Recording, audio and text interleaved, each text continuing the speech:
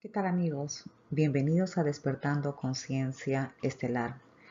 Mariela Quinteros, para compartir hoy día una información muy interesante y controversial con respecto a las vidas pasadas. Me preguntan qué tipo de conocimiento, experiencia o en todo caso teoría es en la cual yo baso mis prácticas. ¿Y por qué es que tanto me gusta conversar con respecto a este tema? Bueno, uno es que lo conozco, otro es de que me tocan personas de que están muy interesadas en conocer más con respecto a alguna fobia que tienen y las raíces que éstas puedan tener. Para esto, lo importante que podemos decir cuando hablamos de las vidas pasadas es la correlación que podría existir entre una vida anterior a esta con alguna repercusión del presente, ya sea de carácter emocional o ya sea de carácter físico también. Pero más que todo se ve en el aspecto emocional psicológico, como los desórdenes emocionales, como los vicios o los excesos, ¿verdad? Como la droga, el alcoholismo, el tabaco, así también como la ansiedad.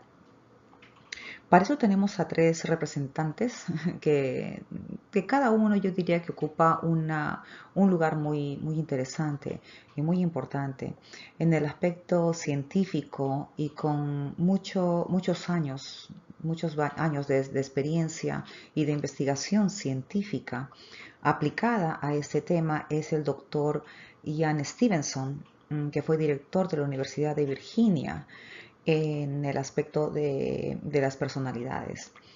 También otra persona que fue muy influyente en este tema de las vidas pasadas fue el profeta Edgar Cayce, que era llamado el profeta durmiente, ya que hacía todo tipo de predicciones en un estado de sueño. Y el último es el doctor Brian Weiss, que es autor del libro Muchas vidas, muchos maestros, y que aún sigue dando conferencias en muchos lugares aquí en Estados Unidos. Así es que vamos a empezar primero con Ian Stevenson y su investigación científica. A ver si continuamos. Ian Stevenson, director del Departamento de Estudios de la Personalidad de la Universidad de Virginia, y presenta así su evidencia científica con respecto a las vidas pasadas. Vamos a empezar con la motivación. ¿Qué lo motivó a empezar con la investigación con respecto a las vidas pasadas? Este doctor mostró su descontento y estaba totalmente insatisfecho con respecto a la información limitada que se utilizaba para realizar la evaluación no solamente para el comportamiento y la personalidad, pero también el psicoanálisis del individuo. Entonces, él decía que esta información estaba basada en este plano de la vida actual como único determinante. Y lo que él quería era comprobar de manera científica, aplicando diversos métodos de investigación, la carencia que existía con respecto a la limitación de los estudios. Los estudios se encontraban limitados, pero ¿por qué? Porque estos estudios con respecto a la personalidad podrían estar más completos si es que se le complementaba con un estudio de las vidas pasadas y que podrían contribuir a ese tercer factor que con certeza llenaría los espacios vacíos de lo que ya conocemos. Cuando él se refiere llenar los espacios vacíos de lo que ya conocemos, él se refería más que todo a lo que ya conocemos es la vida actual y los espacios vacíos vendrían a ser la vida pasada, las vidas pasadas de los cuales no tenemos recolección en nuestra conciencia, solamente está en el subconsciente o en el inconsciente. A eso él se refiere al tercer factor y a eso se refiere cuando él dice ese espacio vacío. Eso es lo que estaría faltando. Si nosotros pudiéramos verificar por medio de investigación y métodos científicos de que estas vidas pasadas realmente pueden llenar ese vacío al proceso de la investigación del psicoanálisis y del comportamiento de las personas, entonces el estudio sería más completo. Eso era lo que él quería manifestar, eso era lo que él tenía en mente. Él tenía la convicción que muchas veces la información queda suprimida, sobre todo en los niños, ya sea por las creencias, por la lógica, religión, miedo, dogmas o inclusive hasta la negación, ya que algunos padres estarían a veces un poco avergonzados o sin conocimiento al escuchar a los niños y al escuchar decirles de que ellos recuerdan una vida pasada, ¿no? En todo caso traería un poquito de confusión. Y él más bien lo que sugería de que no se sientan confundidos, de que aprendan a escuchar a los niños y de que pongan atención cuando los niños dicen que ellos fueron pilotos de avión o quizás doctores, preguntarles que describa y que sean más específicos qué tipo de avión era el que estabas piloteando, qué tipo de doctor eras. De esa manera, sacando la información al niño, se podría corroborar de que realmente él estaba hablando de una vida anterior a esta. Él relacionó también algunos casos de sueños repetitivos, así como las visualizaciones repetitivas con las fobias. Y él la relacionó de esta manera porque estos sueños no tenían nada que ver con la vida actual. Ahora, el proceso del sueño también es algo que está todavía bajo investigación y no se ha resuelto 100%, porque uno sueña sin tener una raíz o un fundamento. Sin embargo, lo que a él le llamaba la atención era de que el sueño se repita una y otra vez y que sea con respecto a un temor específico. Es por eso de que cuando el sueño era repetitivo, era específico y estaba apuntando a una fobia, entonces él lo grababa y él lo recuperaba en unos documentos para tenerlos archivados y así para continuar con su estudio. También las tendencias fue otro factor de investigación relacionado a la familiaridad con lugares geográficos, creando así una tendencia emocional y de familiaridad. Por ejemplo, las tendencias que uno tiene, sean góticas, sean romanas, o sean quizás francesas o inglesas o de alguna índole, de que no tiene nada en particular con la vida actual o con el lugar geográfico en el cual uno reside.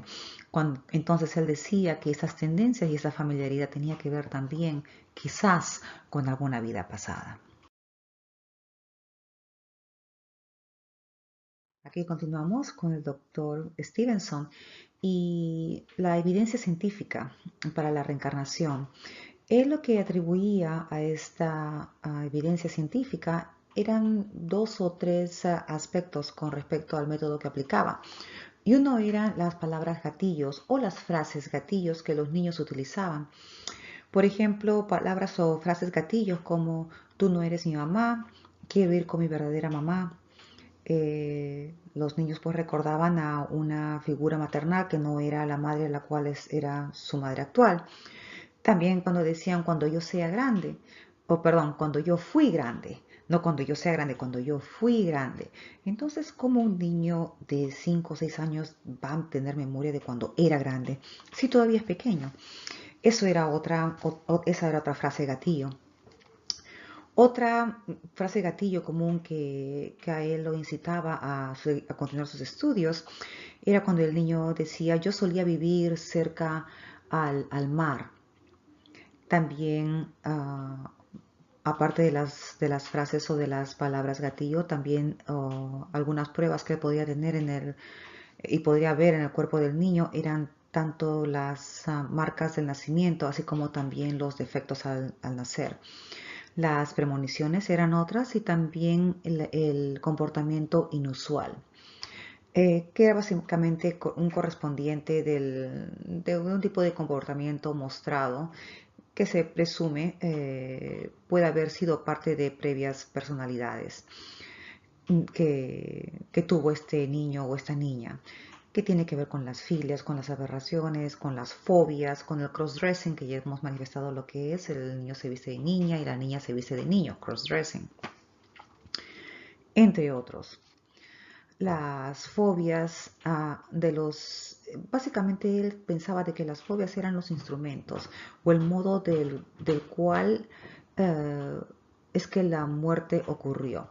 Por ejemplo, si es que alguien tenía un miedo, una fobia al mar y no tenía ningún tipo, no tuvo ningún tipo de experiencia negativa que haga recordar o que genere ese tipo de fobia en esta vida actual. Él lo que hacía era buscar una raíz en alguna vida previa, ya que no se explicaba por qué esta persona podría tener una fobia al mar cuando no ha tenido ningún tipo de experiencia negativa en el agua. Lo mismo con las alturas, una persona de que no había tenido ningún tipo de experiencia negativa con las alturas, de repente tenía una fobia increíble. Y él atribuye esto al factor de que quizás en una vida anterior haya sido la manera en la cual haya perdido la vida. Métodos de investigación, perdón, eran varios. Eran entrevistas con personas calificadas, eran también las grabaciones de las entrevistas y también algunos comentarios después de las entrevistas que básicamente llevaban a las conclusiones del estudio.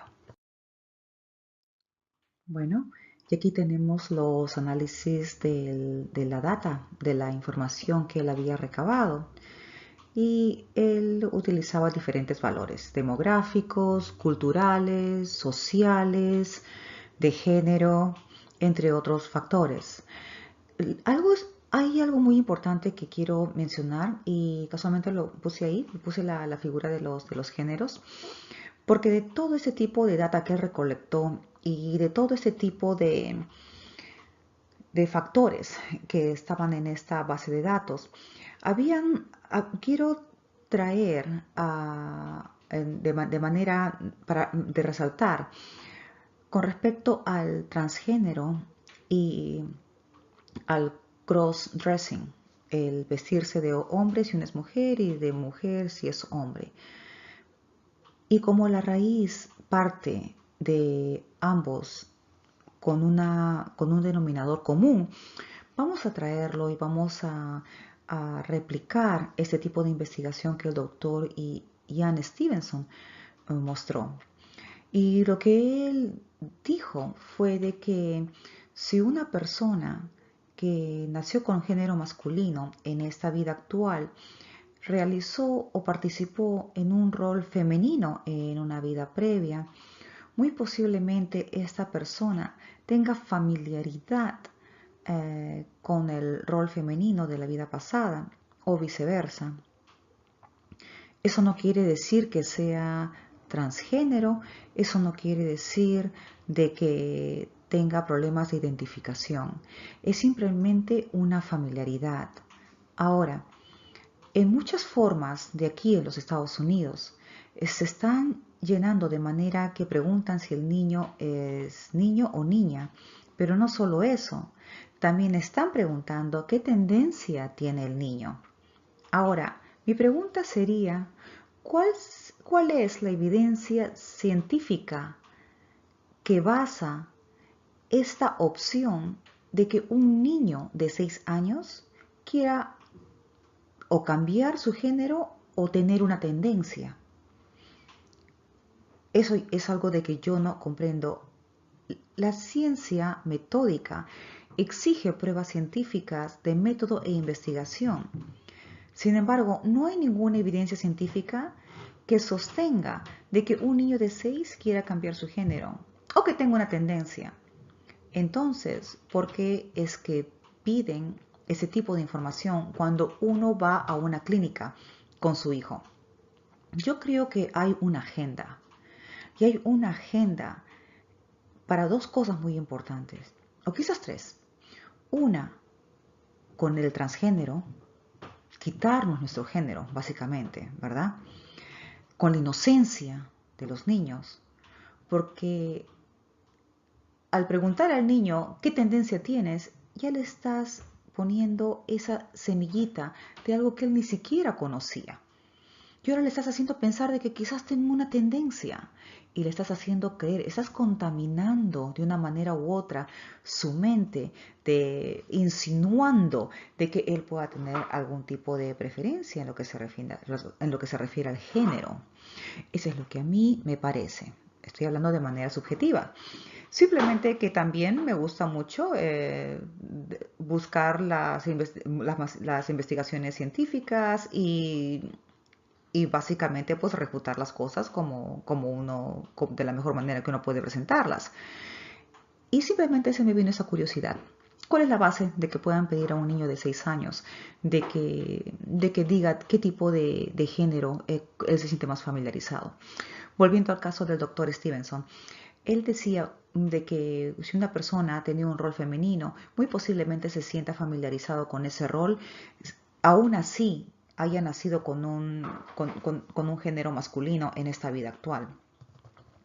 Así es que eso de poner una cruz a las personas de que tienen familiaridad siendo varones con el lado femenino o viceversa, no los hace gay o no los hace transgéneros. Simplemente tienen una familiaridad, no tienen nada que ver con la identificación y mucho menos con la tendencia. Simplemente es una familiaridad. Y eso era lo que la investigación y los métodos científicos del doctor Stevenson arrojó para compartir. Simplemente creo que es muy, muy importante.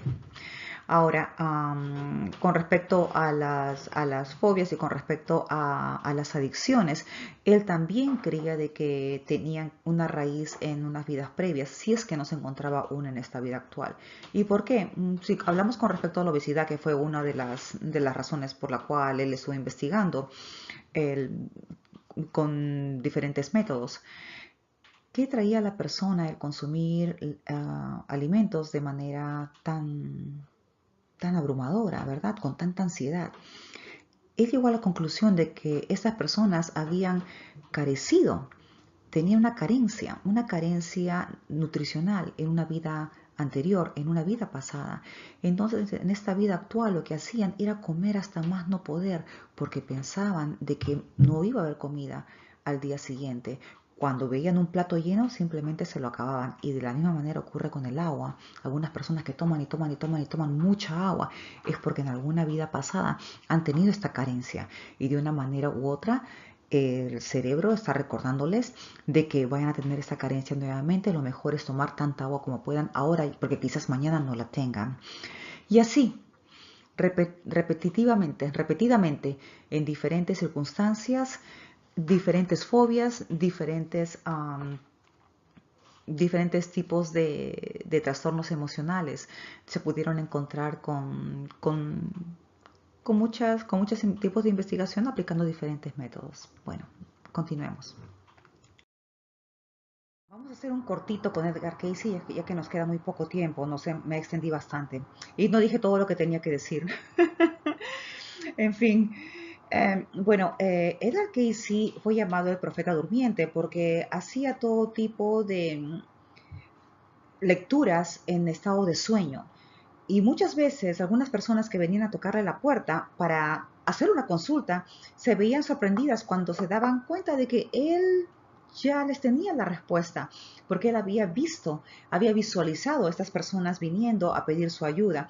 Hay muchos hay demasiado material con respecto a Edgar Cayce y la habilidad y el don que tenía clarividente de poder acceder a los registros akáshicos y ver las vidas de muchas personas. Ahora, ¿cómo es que accedía a los registros akáshicos? Que vienen a ser los registros de todo y todos en el universo. Él dice de que cuando una persona venía con una consulta, él en estado de sueños accedía a ese registro akáshico que todos tenemos acceso, solamente que algunas personas lo desarrollamos más que otras. Y en el proceso de entrar a los registros akáshicos había todo tipo de energía que buscaban su atención y que pedían su ayuda, pero él lo que hacía era enfocarse a la persona que había venido a pedirle un consejo y en la línea de tiempo de esa persona averiguaba todo con respecto a su vida desde la primera vez de que esa persona existió hasta la actualidad para encontrar una respuesta y así poder ayudarla. Edgar Cayce creía mucho en los arturianos y casualmente él redactó mucho con respecto a estos seres benevolentes. Él manifiesta que los arturianos son unos seres de las Pléyades y de que son muy buenos y que son muy amorosos. Yo personalmente no he tenido ningún tipo de experiencia con los arturianos, más aún he tenido clientes de que me dicen de que sí han sido contactados por los arturianos y definitivamente son seres muy amorosos y muy benevolentes y de que están siempre diciendo que el amor incondicional es muy importante. Y aquí estamos con los registros akáshicos y Edgar Cayce. Y algo que podemos mencionar que a pesar de ser considerado pseudoscience, algo que no se ve, algo que no puede ser científicamente comprobado, sabemos de que hay más cosas que no se ven que las que se ven. Entonces, dicho esto, podemos concluir con que Edgar Cayce a su manera también accedía a las vidas pasadas.